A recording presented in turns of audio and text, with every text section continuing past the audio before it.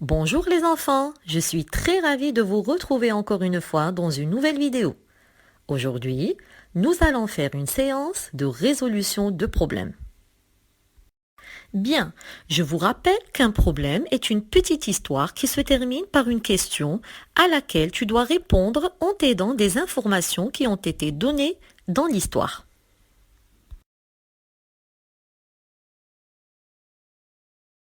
Très bien, alors je vais vous proposer 3 problèmes à résoudre, d'accord? Je vais vous les lire, vous les expliquer et ensuite vous allez les faire sur vos cahiers verts.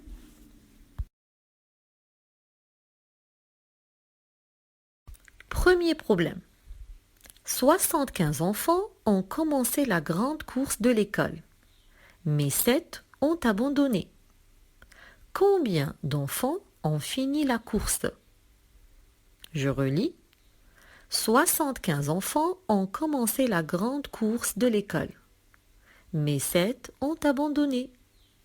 Combien d'enfants ont fini la course? Bien, je vais commencer par faire un schéma. Alors, bien évidemment, je ne vais pas dessiner 75 enfants et même pas 75 petits rangs parce que ça prendrait beaucoup de temps. Ce n'est plus possible de dessiner. Donc, je sais que dans ce groupe, il y a 75 enfants. D'accord? Donc, je vais mettre comme ça 75. D'accord? Et puis, il y en a 7 qui ont abandonné. Alors, s'ils ont abandonné, cela signifie qu'ils ne sont plus dans la course. Ils sont partis, ils ne font plus partie du groupe de 75 enfants. Donc, je vais les enlever de ceux qui ont fait la course.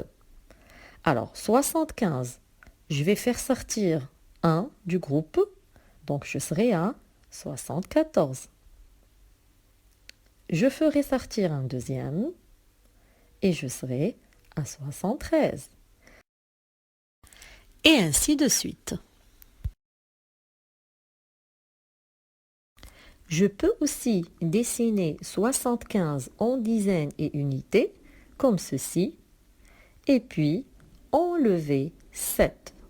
Donc, pour enlever 7, je peux prendre d'abord les 7, plutôt les 5 unités isolées, et puis prendre 2 d'un groupe de 10.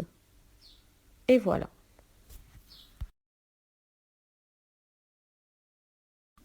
Très bien, passons au problème numéro 2. Dans une ferme, il y a 6 vaches, 4 chevaux et 9 moutons. Combien d'animaux y a-t-il en tout dans cette ferme? Je répète, dans une ferme, il y a 6 vaches, 4 chevaux et 9 moutons. Combien d'animaux y a-t-il en tout dans cette ferme? Alors, dans la question, on a l'expression en tout. Cela signifie qu'on doit faire le total d'animaux qui sont dans la ferme. On cherche combien il y en a en tout. D'accord? Alors, on peut faire bien sûr le schéma. Souvenez-vous qu'en classe, on a dit qu'il ne fallait pas dessiner précisément les choses. D'accord? Donc, le but ici, ce n'est pas de faire un joli dessin, mais c'est de répondre à la question. Donc, on va symboliser. Regardez un modèle. Donc voilà, j'ai fait 6 vaches.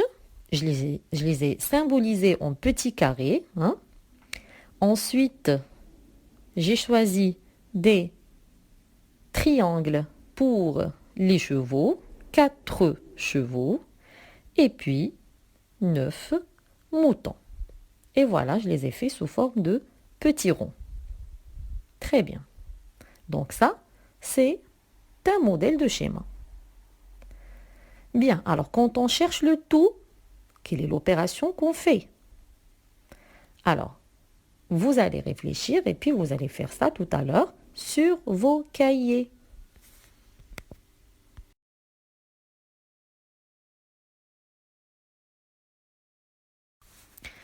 Nous arrivons au troisième et dernier problème.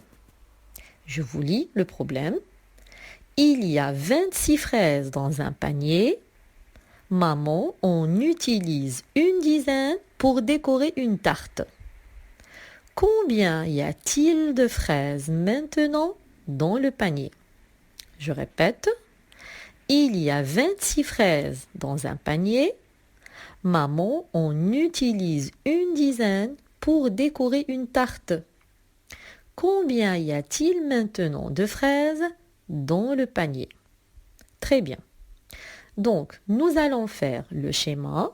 Donc, vous dessinez 26 fraises. Vous symbolisez les 26 fraises. Vous pouvez faire des petits triangles, des ronds, des carrés, comme vous voulez. Vous dessinez 26 fraises. Vous pouvez les dessiner en dizaines et unités, 2 dizaines et 6 unités. Et puis, elle a utilisé une dizaine de fraises. Elle a utilisé. Ça veut dire elle a pris une dizaine pour décorer la tarte. Donc, elle les a enlevées des 26 fraises.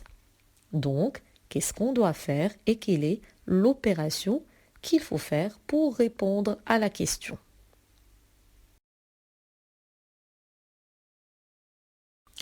Voilà, donc c'était nos problèmes d'aujourd'hui. Je vous souhaite bon courage, faites bien le travail sur vos cahiers verts et on se retrouve mercredi pour la correction.